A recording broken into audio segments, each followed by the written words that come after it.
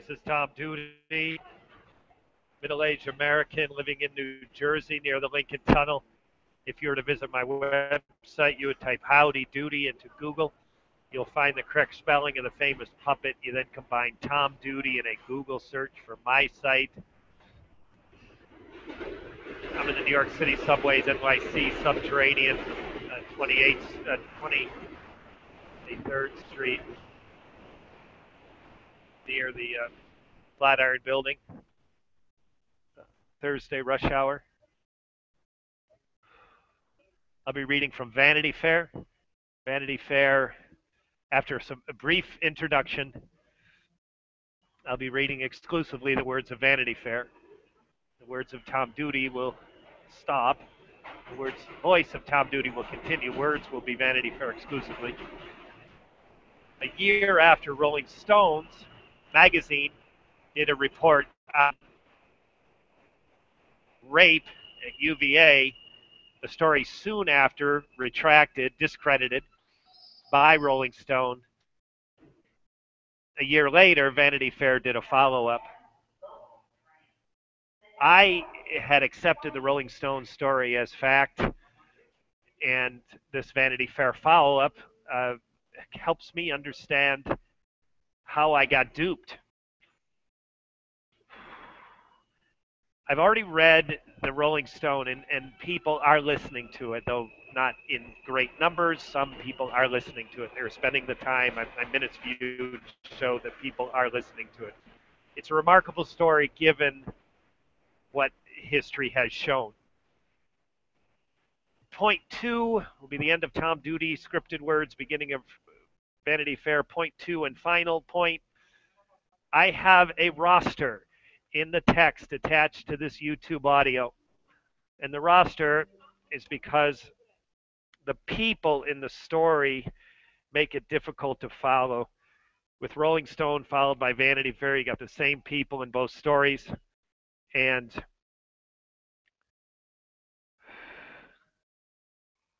because of that, two different publications, two different writers, they refer to these people differently.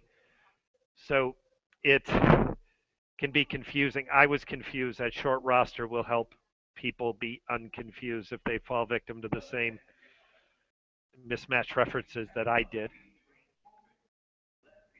Vanity Fair, September 29th. That's less than a month ago. I'm reading this early October 2015. After a rape story, a murder, and lawsuits, what's next for the University of Virginia?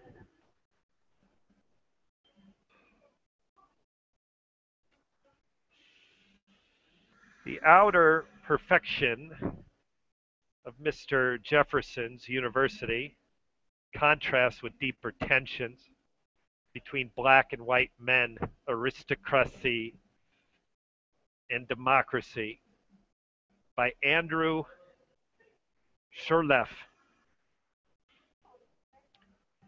In an exclusive, Vanity Fair, Sara Ellison speaks to 3 former supporters of Jackie, the woman at the center of the now discredited Rolling Stone article about the alleged gang rape that took place, and take stock in a horrific year on campus by Sara Ellison.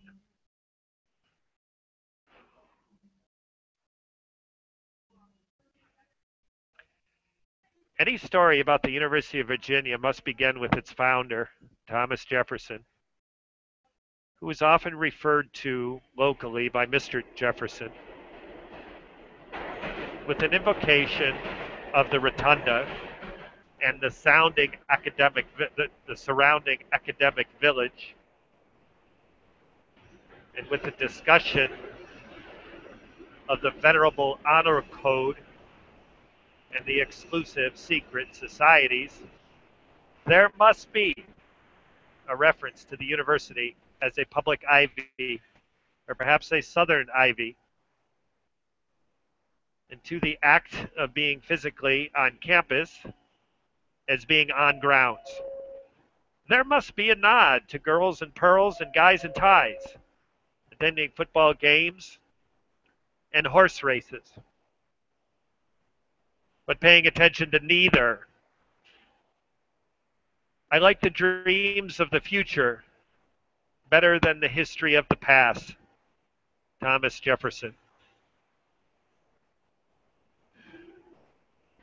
Get immediate access to this month's issue featuring Mark Zuckerberg. More recently, there's another thing that any story about the University of Virginia must mention: the horrific period the institution has just come through. The school year started in September 2014 with the disappearance and murder of Hannah Graham, an undergraduate in her second year. Then came the publication, November 2014, an explosive Rolling Stone story about the alleged gang rape of a young woman named Jackie at UVA, at a UVA fraternity. An investigative report was quickly discredited and now has been retracted, but that has lasting divisions. In late November, a second year UVA student, the heir to D. Agostino's supermarket chain, committed suicide. One of 3 students to do it last fall. The following March, there occurred an incident involving a 20-year-old African American student, Martez, could be Martese, Martese, Johnson, who presented his driver's license at a bar and then was turned away. Shortly after, questioning the validity of his ID, 2 white state alcoholic beverage control ABC agents had pinned him to the ground with rivets of blood lining his face. He was heard to scream, "I go to UVA, I go to UVA, you fucking racists." And one of these events would have been enough to puncture the idyllic facade of Mr. Jefferson's University. Taken together, the impact has profound. The entire school seems to be suffering an institutional form of PTSD. I recently returned to my alma mater on a glorious day in May. Final exams were underway amid radiant bursts of azaleas, tulips, dogwoods, and walked the serpentine gardens that surrounded the lawn with an old friend who settled in Charlottesville. We walked about how hard and strange the year, talked about how now hard and strange the year has been. I felt the familiar pull of the loveliness of the place, eliciting a desire built into mortar and undulating brick, not to dwell too much on the negative. When I arrived at UVA in 1992, Bill Clinton was the president.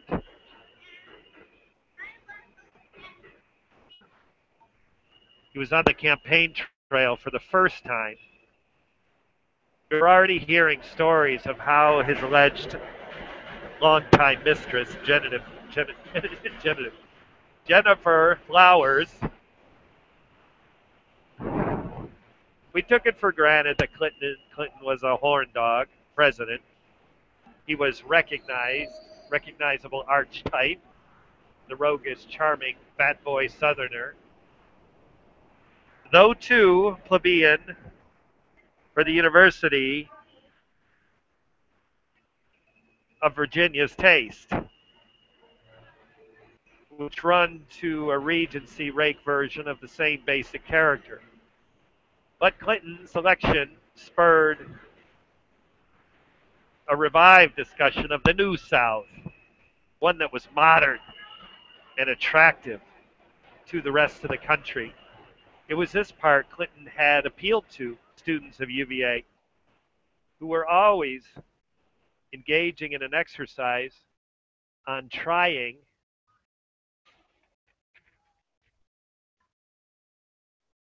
the variety of Southern raiment that the university has to offer.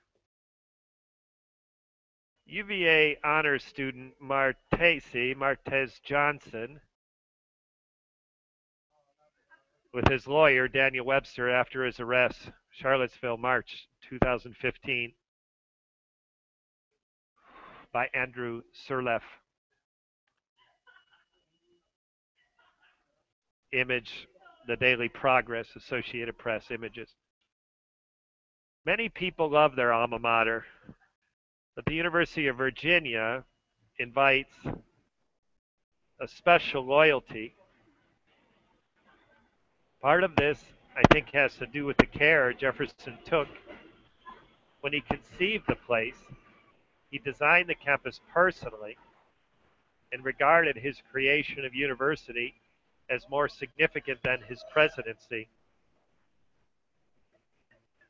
The UVA has been the forefront in defining what American university should be ever since its founding in 1819. The ranks of its alumni range from Edgar Allan Poe, Woodrow Wilson, Tina Fey, Katie Couric, Tiki Barber, Ralph Sampson. This year, U.S. News World ranked it as the second best public university in the country, behind Berkeley, tied with UCLA.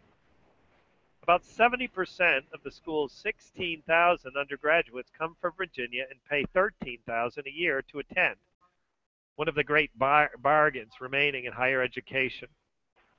The 13% from out of state, 30% out of state pay $42,000. Still a relative bargain.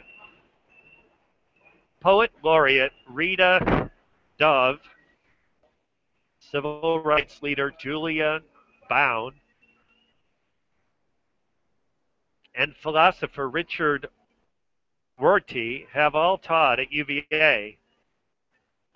William Faulkner was a writer in residence. Graduates of UVA see the place as particularly distinctive. Whenever my husband wants to get a rise out of me, he tells me that UVA is a great school, just like Michigan or Wisconsin. And like any place that is particularly distinctive, the flaws are distinctive as well. In the Deep South, it is determined to position itself deliberately as other.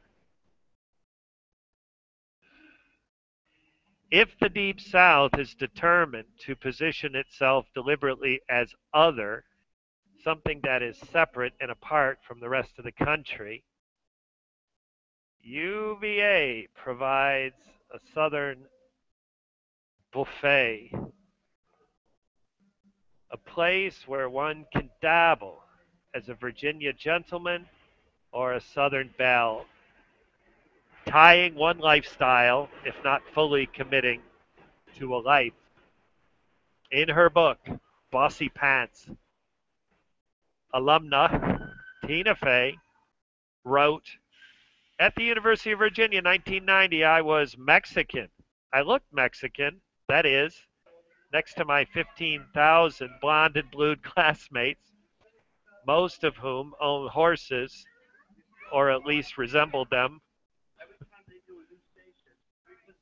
One friend recently described UVA to me as the first layer of the South. the safe version. UVA sets itself apart from its coaster cousin, the Deep South, coarser cousin, the Deep South. The region that elites up north reject that the reveals in its rejection. Even so, it embodies the South in all its inconsistencies and contradictions. The university is defining institution in that perhaps more than any other has a rooted aristocracy. Wealthy donors, many of whom sit on the university's board of visitors, are hugely influential. In the past, UVA students looked at Ole Miss with its Confederate flags hanging in fraternity house windows and felt superior. Sure, you might have come across the occasional Confederate flag at a UVA too, but they were hardly ubiquitous and were usually met with a roll of one's eyes. In the Deep South, the shadowy side is actually out in the sunlight. Thomas Jefferson's UVA prefers the shadows to be in the shadows. Over the past few months, I've spoken to students and administrators at UVA and to many of the school alumni. They described a feeling of deep exhaustion. I have also spoken to people who were close to Jackie, the woman at the heart of the Rolling Stones story, and who were willing to address on the record for the first time how many of the story came together. Now that the official police investigation was concluded, these young women were exhausted too. They were as confused and angry. Visiting UVA, you can't escape the beleaguered defensiveness.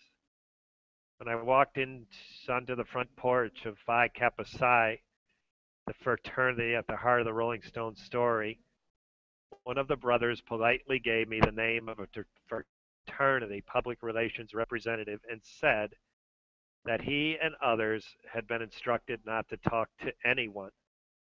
The notion of college kids being fluent in the art of public relations deflection saddened me, but it seemed fitting given the horrors of the year that had just ended. At the end of the third week of classes, in the early morning hours of Saturday, September 13th, 2014, an 18-year-old student at the university, Anna Graham, texted her friends, "I'm coming to a party, but I'm lost." It was the last anyone heard from her, or the next day, or ever. On Sunday, the police were notified. On Monday, the university president, Teresa Sullivan, issued a statement expressing deep concern. On Thursday, the police released a surveillance video of Graham, a black man, walking separately on Charlottesville's downtown pedestrian wall. And that night, students held a vigil. Graham was freckled with blue eyes. She had studied abroad and was on UVA's alpine ski and snowboard team. Many people who spoke about the episode followed it like a grim soap opera, relating emotionally to Hannah, and her parents.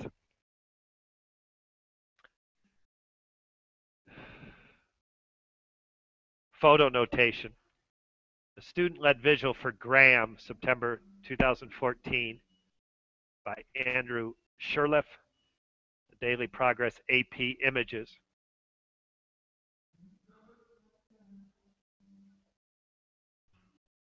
Students felt unsafe. No one wanted to walk alone from the libraries.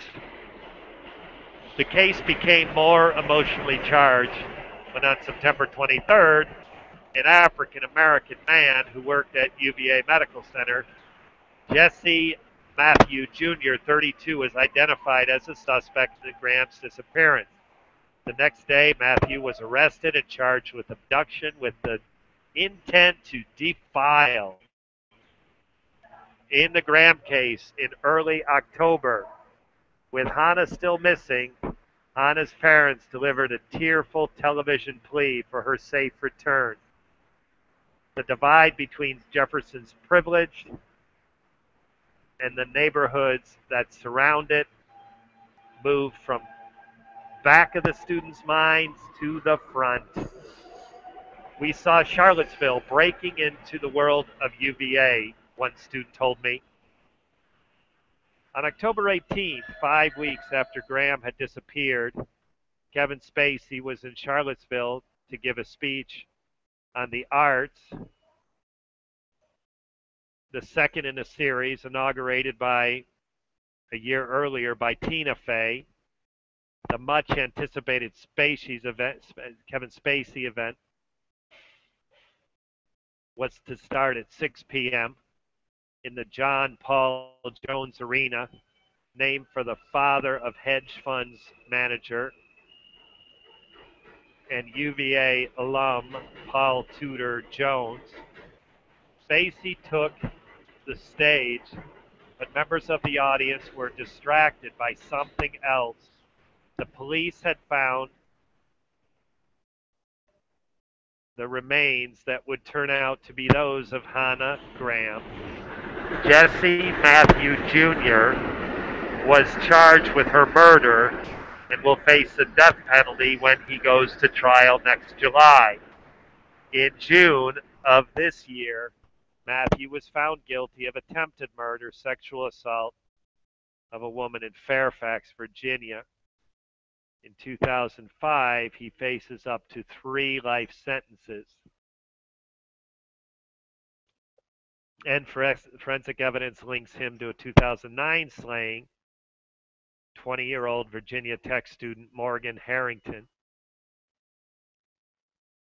Hannah Graham, a second-year student who was abducted and murdered at the start of fall 2014 semester, from the Charlottesville Police Department, New York Times, Redux. The search for Hannah Graham was still in full swing when another series of events began to roil the campus. Emily Renda, who was a graduate from UVA in the spring of 2014, had taken a job at the university as a project coordinator for sexual misconduct prevention, would find herself in the middle of them. Renda, who arrived at UVA in August 2010, planning to major in religious or environmental studies. I thought I was going to be a pastor or a park ranger, she recalls. Her path was deflected by sexual assault 6 weeks into her first year. Those first 3 months of college are a period that some experts refer to as the red zone, when new students are most vulnerable to sexual assaults and when as accidents due to alcohol abuse. Renda told me they had let her perpetrator walk her home after the party, and he suggested they go back to his room until she sobered up. She agreed, and what happened next shaped the rest of her college experience. Renda's assault involved pushing, hitting, and punching, elements that she explained later helped her realize that the incident was not her fault. She didn't report the assault initially and listened to me the reasons why not. I don't want to ruin someone's life. It was a mistake. This person had parents too. It wasn't worth it. She became an intern at the University of Women Center and an advocate for sexual assault survivors. She also became involved in the school's annual Take Back the Night events, whose centerpiece in candlelight vigil during the sexual assault survivor can speak out about their experience. By the time Renda was ready to report to the university what happened, her alleged attacker had transformed to be a different school, and the issue was moot. Under federal Title IX legislation, colleges and universities are required to have procedures in place to adjudicate all such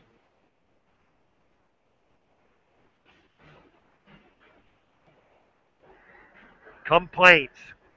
According to the U.S. Department of Education and Civil Rights, in 2015, UVA was one of the 106 colleges and universities across the country with open Title IX sexual violence investigations. Renda never considered going to the police or the courts, believing that she didn't have the kind of evidence she needed for successful prosecution. In the spring of her final year, Renda was nearly finished with her major, sociology, and had been accepted to join law school, to a joint law school and master's public health program at the University of Maryland, Johns Hopkins. That was when, though, her work with sexual harassment prevention community, she met a young woman at the university named Jackie. It was a fateful encounter. Jackie told Renda that she had been raped during her first year at UVA in 2012 by multiple assailants. Renda says that the conversation between the two women focused primarily on the unsupportive reactions that Jackie said she had received from friends and family, not on the alleged assault itself. Renda elected to stay at UVA as the intern in the Office of Student Affairs. In June 2014, Renda testified before a hearing of the Senate Health, Education, Labor, and Pensions Committee and used Jackie's story to underscore the need for increased reporting of sexual assault. She referred to Jackie's anonymously and told lawmakers that Jackie didn't report this assault until almost a year after it happened, because immediately after the attack, she confided in peers who do not believe her, a reaction that meant the young man she claimed had attacked her went unpunished and remained a threat to other students throughout the year. Another woman drawn into Jackie's orbit was Alex Pinkleton, who had come to the university in 2012. Pinkleton sailed through the red zone with no problem. In November of her second year, she says she was sexually assaulted at a party. She had been drinking, and all she remembers, eventually coming to naked with a friend on top of her and asking him what had happened. She put on her clothes and walked out. Afterwards, she tried to joke, but it grew increasingly uncomfortable.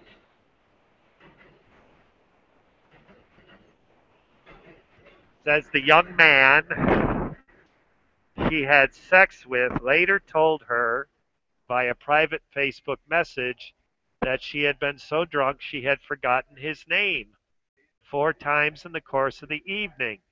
The two ran into each other at a party, and were, in Pinkerton's telling, hostile to each other. Eventually, she says, she talked about the incident with Nicole Eramo, UVA's associate dean of students, and the school administrator responsible for handling sexual assault complaints. Eramo asked Pinkerton if she felt safe, how she was doing emotionally. She wanted to pursue a formal or informal complaint through the university system, or instead wished to report the incident to the police. Pinkerton told Eramo she didn't know what she wanted to do and defended any decision. In February 2014, as Pinkerton was walking out of the bathroom, New Campbell Hall, a 1950s era brick building with classrooms and faculty offices, a young woman stopped her. It was Jackie. Because of her role in One Less, the student sexual assault education group, Pinkleton was well known as a victim's advocate. Jackie told Pinkleton her story, which allegedly involved being raped by multiple perpetrators, and asked Pinkleton about her own history. The discussion again began not on the details of the assault on Jackie, but on the reaction from friends and family afterward and how to feel safe, and on what action she might take to help the healing process, such as an adjudication through UVA. The two women ultimately agreed to make their accounts public at the next Take Back the Night rally. We decided if you do it, I'll do it. Pinkleton remembers. They did speak about the event, but Pinkleton says Jackie offered few details about the assault itself. It was very much in the background. That was the state of affairs on July 8th, 2014, after most of her fellow 2014 graduates had left Charlottesville. Emily Renda received a phone call from a woman named Sabrina Rubin Erdely, a writer for Rolling Stones magazine. According to her notes, as laid out in the report by a Columbia University graduate, School of Journalism, which Rolling Stone asked to investigate its article after serious questions about it arose. Erdely was intending to write about rape at colleges and universities and was looking for an emblematic case. It would show what it was like to be on a college campus where, in her view, sexual harassment and assault were so prevalent as to constitute a rape culture. Renda was soon to begin a new university job at the university. She was talking broadly about rape culture, and we talked about it, whether it was even an appropriate term.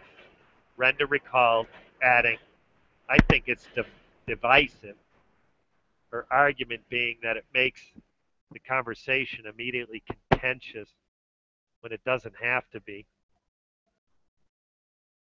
and therefore making finding the response all that much harder. Conversation ranged from psychology and advocacy to policy and law. Renda remembers speaking to Erdely for 4 very unpleasant hours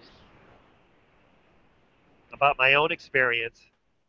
In the end, Renda directed Erdely to 5 women, all of whom had very different stories to tell. Jackie's was meant to represent the invalidating response women often get from their friends and family. Another woman had successfully prosecuted her rapist through the criminal justice system. Yet another had received protective orders through the school. She also put Erdely in touch with another woman who had gone through the school process.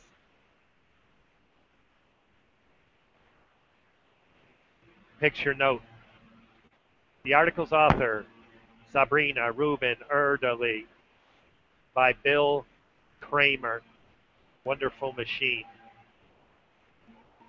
Erdely contacted multiple women, but evidently came to view Jackie's story as the most dramatic.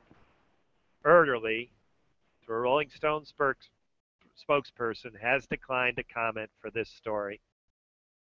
The next time Renda spoke to Erdely in August, Renda learned that the writer was focusing her article narrowly on the alleged gang rape of Jackie. Renda says she regarded Erdely's journalistic focus on a single extreme episode as misleading. An outlier, even if true, she told Erdely that Jackie's story wasn't representative of campus rape as a whole. Much of Renda's work involves speaking to students whose cases do not include explicit violence. That occurred in the context of a lot of drinking between people who already knew each other. Even though Renda didn't have the details of Jackie's story, she was aware it allegedly included multiple assailants, and she worried that it could make the experience of other victims whose stories weren't nearly as dramatic and yet very personally devastating seem almost trivial by comparison. Erdely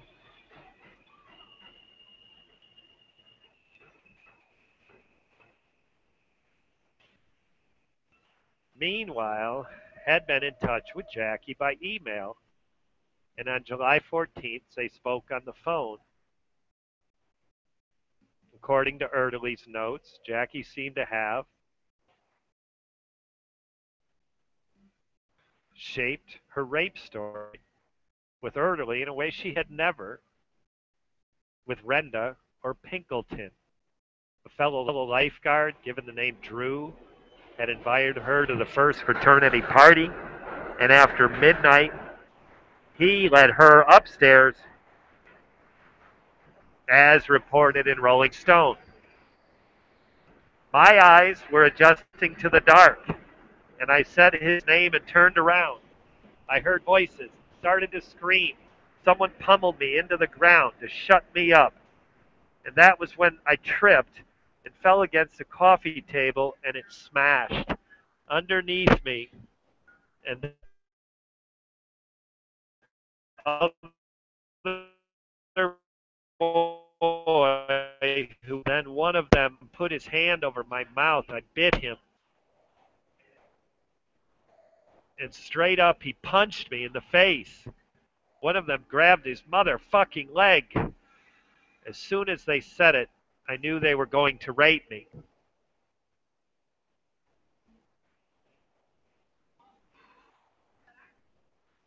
Jackie's account was graphic. She described the lifeguards coaching even 7 other young men as they raped her, seemingly as part of a fraternity pledge ritual. Don't you want to be a brother? One of the young men asked another who hesitated. Erdely told the Colombian investigators that she had been sickened and shaken after she called, even though she was also a bit incredulous about some of the details, such as a glass table shuttering under Jackie as the first rapist assaulted her. The article published in the fall described UVA as an institution so defined by rape culture that women had taken to calling it UV rape. Erdely portrayed UV as a place to discourage reporting of sexual assaults and infantile survivors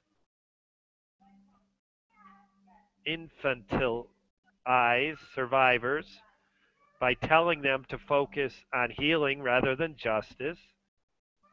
In the article, Nicole Eramo, Associate Dean of Students, who served as a counselor to sexual assault survivors, was quoted as responding this way to questions posted by Jackie about why UVA statistics on rape were hard to find because nobody wants to send their daughter to the rape school. In the fall of 2014, Pinkleton felt she had somehow become the main pillar of support for Jackie as she navigated the process of telling her story publicly to the reporter for a national magazine. In Pinkleton's recollection, Jackie appeared increasingly depressed. She would message me at 4 a.m. Pinkleton told me to give Jackie someone else to talk to. Pinkleton introduced her to Sara Surface, a fellow UVA student and co-selection chair of the One Less. The three women met September at Para Coffee on the corner, commercial strip of shops and bars where UVA students regularly socialized. They sat outside. Pinkerton said Jackie shared certain general elements of her story with Surface, but not anything like such detail as she had with Sara, Rubin, Erdely. Jackie was talkative and friendly, but appeared anxious about the upcoming Rolling Stone article. I don't think she fully grasped how big the article would become, but she was worried about it. Pinkleton recalled. Pinkleton was worried too. The extra stress on someone who had been gang raped by tons of people would be a reason someone might do something dramatic, Pinkleton told me. I was worried she would kill herself.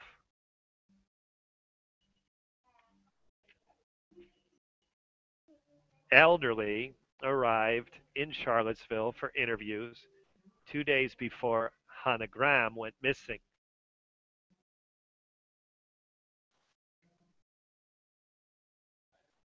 Pinkleton told me Jackie met with Erdely alone.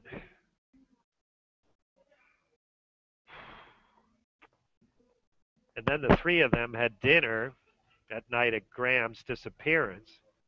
By the time Erdely had been reaching out to various administrators and students at UVA, but making the little headway. But making little headway.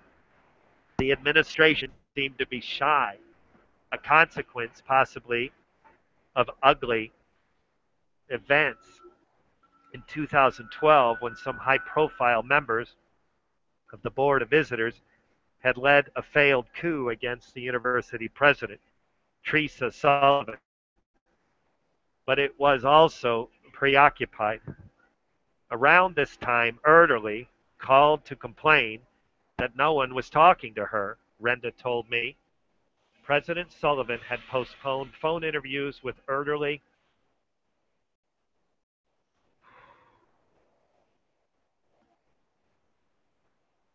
Renda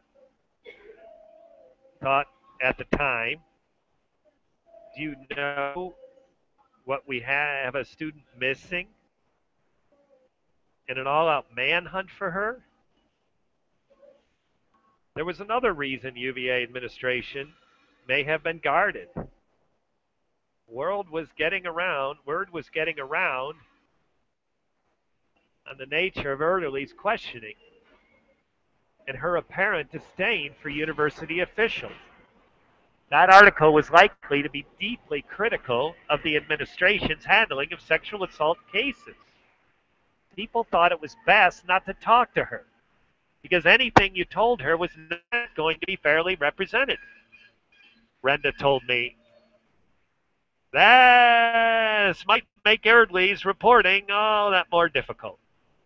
At that point, Renda felt hesitant about continuing to speak to Erdely and told her she emphasized to the reporter that anything she said reflected nothing more than her own personal experience, that she didn't have access to case files from Jackie's discussion with Dean Eramo or any other UVA administrators, could not have shared them even if she did,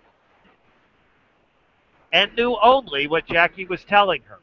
I knew so little about the actual story, Renda explained, meaning the specific details of alleged rape. And this is the halfway point in the Vanity Fair report of UVA rape. This was a follow up to Rolling Stone. Erdely is the writer for Rolling Stone who becomes central to this story. In the text attached to this video is a roster of the people in both stories, and I carefully selected people who run a thread through both stories. So if someone is mentioned briefly in a few paragraphs, that person is not referred to again. That person is omitted from my roster. So the roster is very short, but attempting to get at the people who are most likely to confuse the listener as they did me, the reader. This has been Tom Duty, middle-aged American living in New Jersey near the Lincoln Tunnel. If you were to visit my website, you would type Howdy Doody into Google. You'll find the correct spelling of the famous puppet. You then combine Tom Duty in a Google search for my site. Thank you for listening. Have a good day, good evening, a restful night's sleep. Ciao.